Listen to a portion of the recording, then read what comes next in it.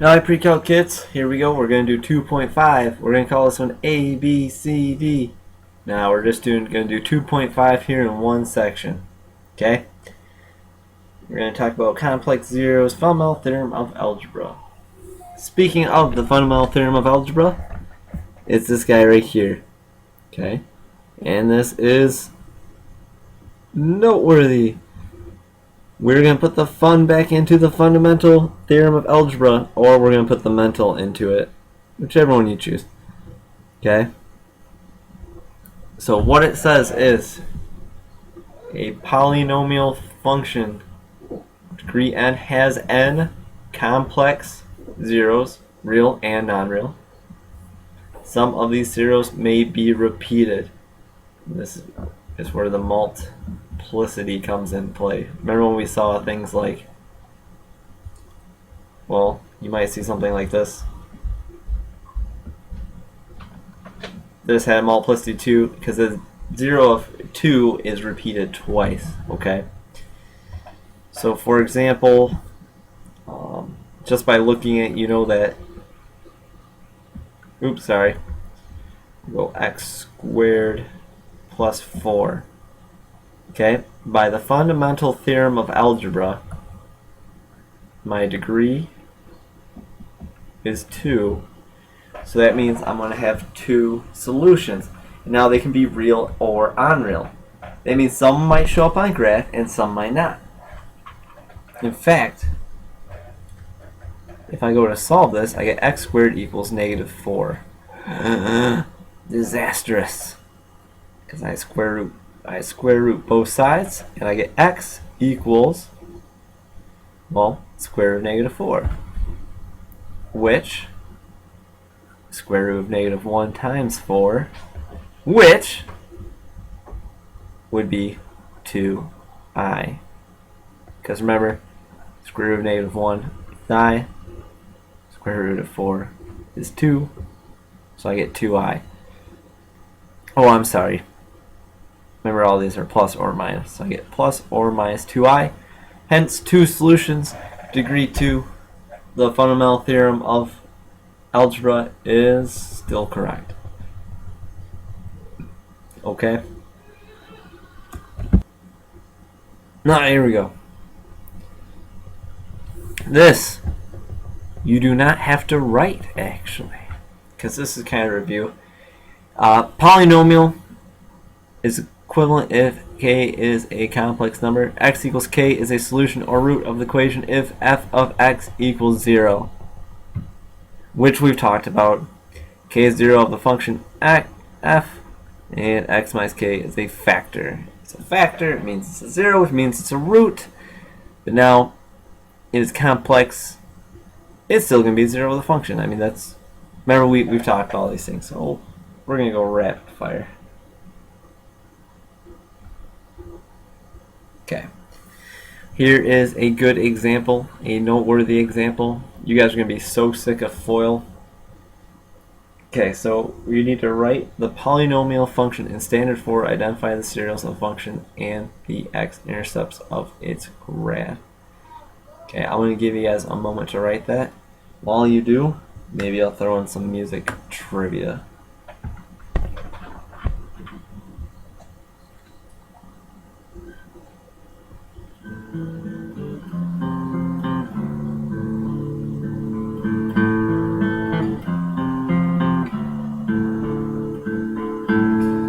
Alright, that's your tune for the day.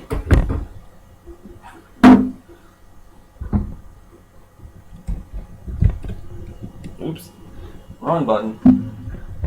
Set this down and safe spot. Okay. So, I'm going to put a sidebar here. Now, sidebar is also going to be noteworthy. I'm going to give you guys a quick hint to make these go a lot quicker. Remember, our complex numbers are always written as an a plus bi. Okay, here's a little hint for you.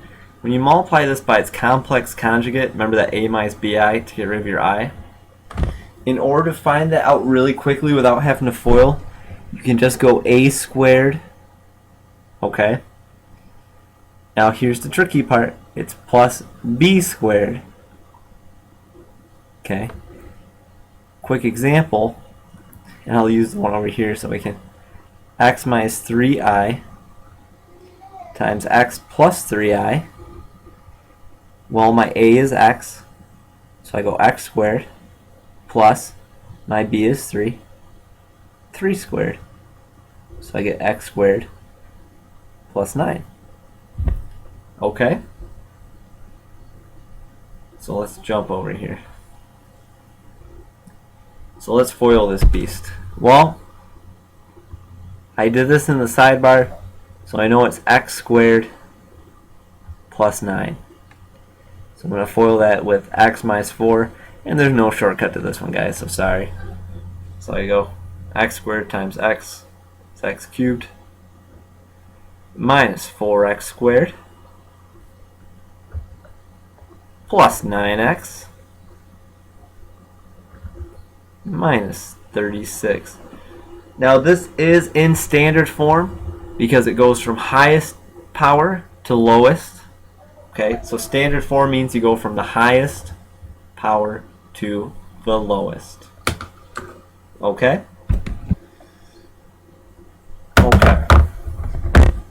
This tip, keep this tip in mind, guys. It's going to save you a lot of time. Oh, by the way, I have to edit more stuff into this. I realized I'm going to answer part of this question. Guys, the zeros of this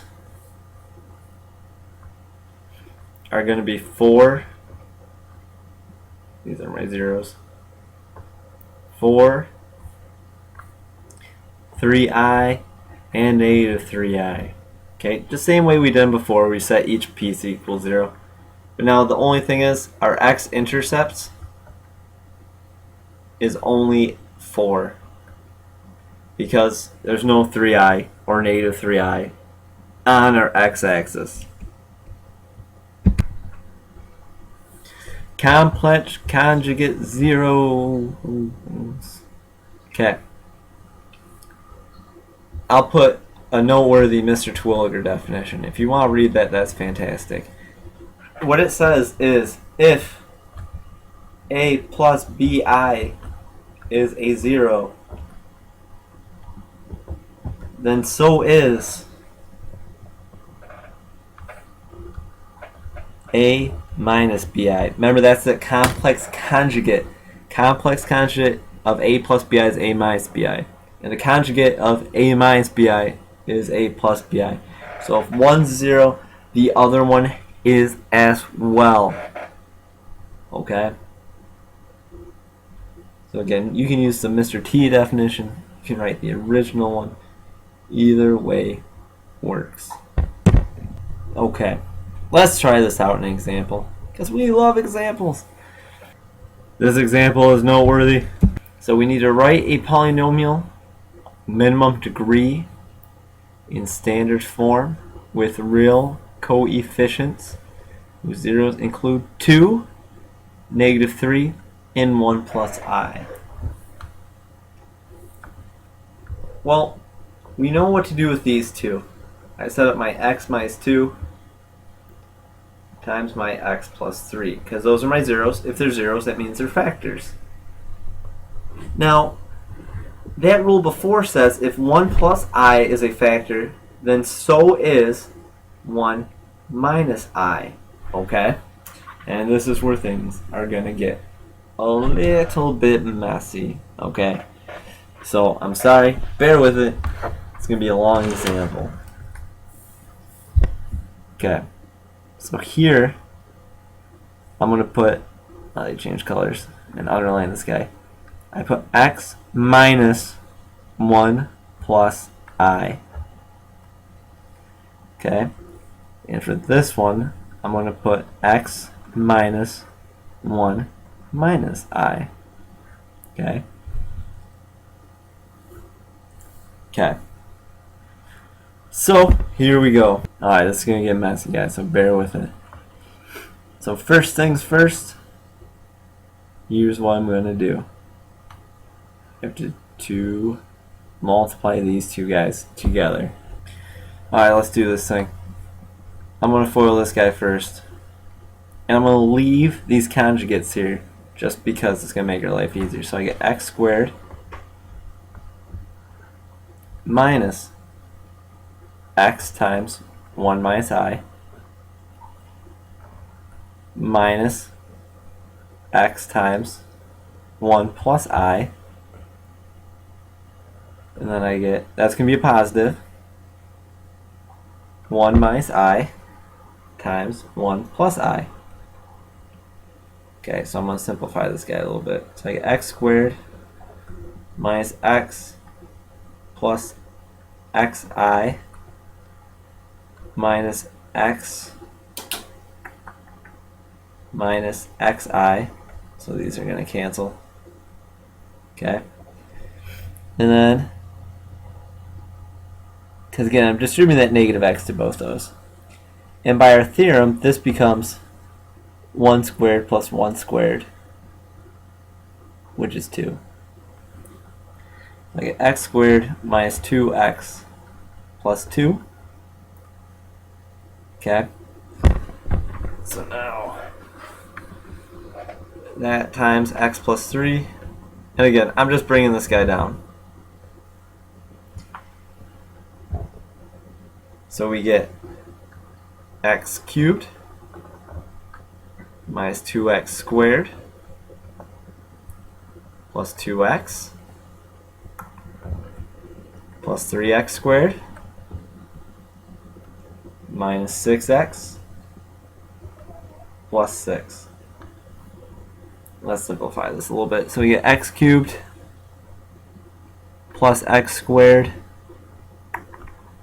minus 4x plus 6. Yay, we're almost done. So here I put my x minus 2. It's bringing that guy right down. And now I got FOIL out one more time.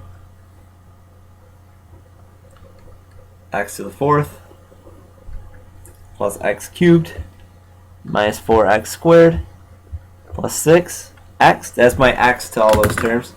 Next I have to put a negative 2 to all of them. So I get minus 2x cubed minus 2x squared plus 8x minus 12. So now I gotta combine all my like terms and I'm done. So I get x to the 4th